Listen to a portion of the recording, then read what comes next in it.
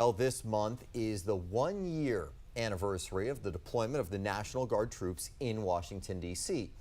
Although homicides are down, the use of National Guard troops to reduce crime remains pretty controversial. And today, the man overseeing the entire Make D.C. Safe and Beautiful mission spoke one-on-one with our Tom Rousey. Tom is joining us live. Tom, how did he respond to criticism?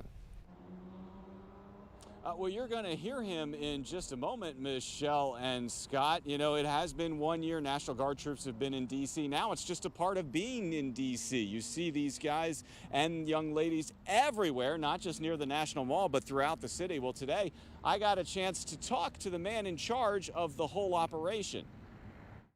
I'm just always blown away. There's someone still willing to raise their right hand and go do the nation's hard work. And so I'm inspired every day.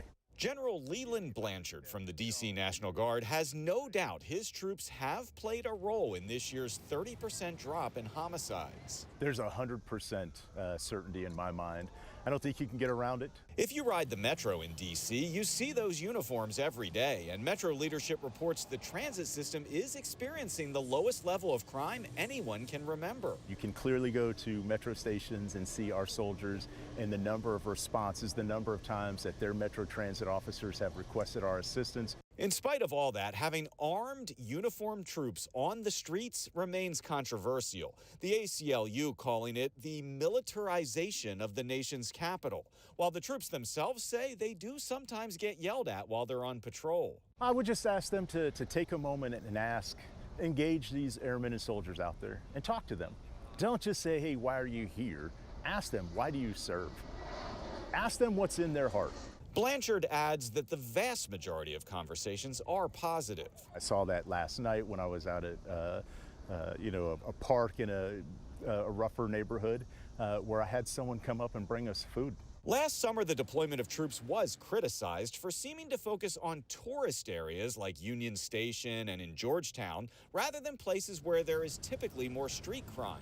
Blanchard says they are now patrolling all over the city. We also have D.C. Guardsmen who live and work in those communities. One of my most senior people actually lives in Ward 8, and we were talking yesterday about the impact as he has seen it. And as we come back out here live, the deployment of the National Guard is currently scheduled to last until January 2029. That is the end of President Trump's term. Megan. You know, really interesting to hear directly from them. Tom, how many Guard members are here right now? Well, as of the very latest numbers, Megan, there are more than 3,800. However, that is down about 500 just this week. It appears a summer surge for America 250, Freedom 250. That appears to be winding down a bit at this point. For example, some of the troops from Michigan actually went home, apparently, or at least got ready to go home in the last week, ending their deployment here in D.C. Reporting live, I'm Tom Rousey, 7 News. Tom, thank you. And the Defense Department estimates the cost of keeping the National Guard in D.C. through early 2029 will total about $1.4 billion. And that's based on having an average of about 2,500 Guard members in D.C. at any time.